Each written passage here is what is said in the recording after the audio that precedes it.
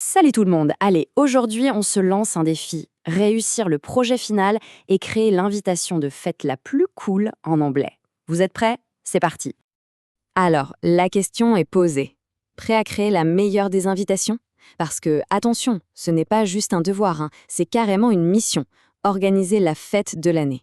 Et tout, absolument tout, commence avec une invitation qui déchire.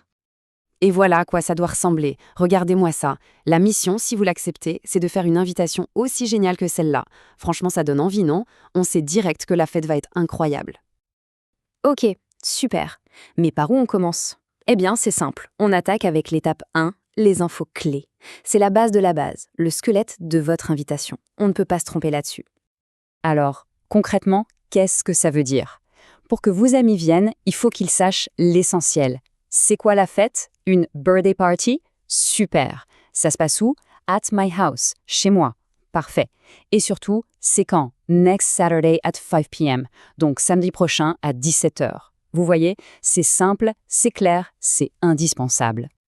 Voilà, les infos de base, c'est fait. Maintenant, on passe à la partie la plus cool, celle où on va vraiment donner envie à tout le monde de venir, le programme de la fête. Qu'est-ce qu'on va bien pouvoir faire à cette super fête? Et qu'est-ce qu'on va manger? Là, il faut être précis, il faut faire rêver. Par exemple, we are playing games, on va faire des jeux. We are dancing to music, on va danser.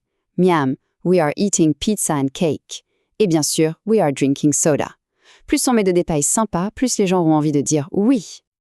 Alors là, attention, petit point super méga important. Il faut un minimum de 6 phrases pour décrire tout ça. 6 phrases pour parler des activités et de la nourriture. On compte bien, c'est un des critères pour une mission réussie. Allez, étape 3. On va parler de votre arme secrète. Non, ce n'est pas une règle de grammaire super compliquée, c'est un super pouvoir. Et ce super pouvoir, c'est le présent be plus VING. Pourquoi c'est un super pouvoir? Parce que c'est la forme parfaite pour parler de ce qui est déjà prévu. C'est top pour parler du futur proche. Quand on dit we are eating pizza, ça veut dire que c'est sûr, c'est au programme, la pizza est déjà quasiment commandée. Regardez, c'est exactement ça. Cette petite image résume tout. Le BI plus VING, ce n'est pas juste pour dire ce qu'on fait là, maintenant. C'est aussi pour annoncer un plan, une prévision. C'est pile ce qu'il nous faut pour notre invitation.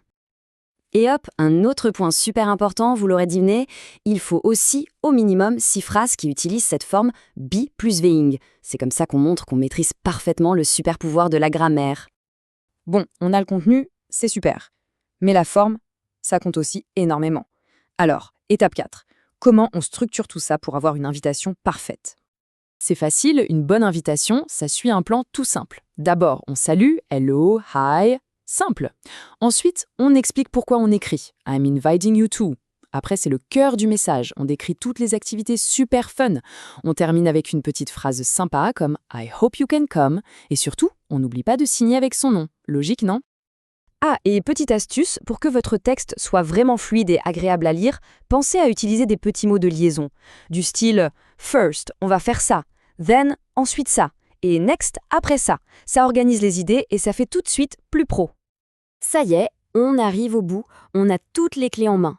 Mais avant de se lancer pour de bon, un dernier petit check s'impose, juste pour être sûr de n'avoir rien, mais alors rien oublié. Et là voilà la checklist du succès. Avant de dire « c'est fini », on passe tout en revue. Est-ce que j'ai bien mis les infos clés? Check. Les 6 phrases de description? Check. Les 6 phrases en BE plus VNG? Check. La forme de la lettre, les mots de liaison, les jolies illustrations. Si on peut cocher toutes les cases, on est sur la voie royale. Et si jamais il manque un peu d'inspiration, regardez ces 2 exemples. On a une carte d'invitation classique et un email. 2 styles complètement différents, mais 2 missions parfaitement réussies. Ça montre bien qu'on peut être créatif et réussir de plein de manières. Et voilà, vous savez tout. La mission est officiellement lancée. Le plus important maintenant, c'est d'être créatif, de bien suivre les étapes et surtout de s'amuser en le faisant. Alors à vous de jouer et bonne chance!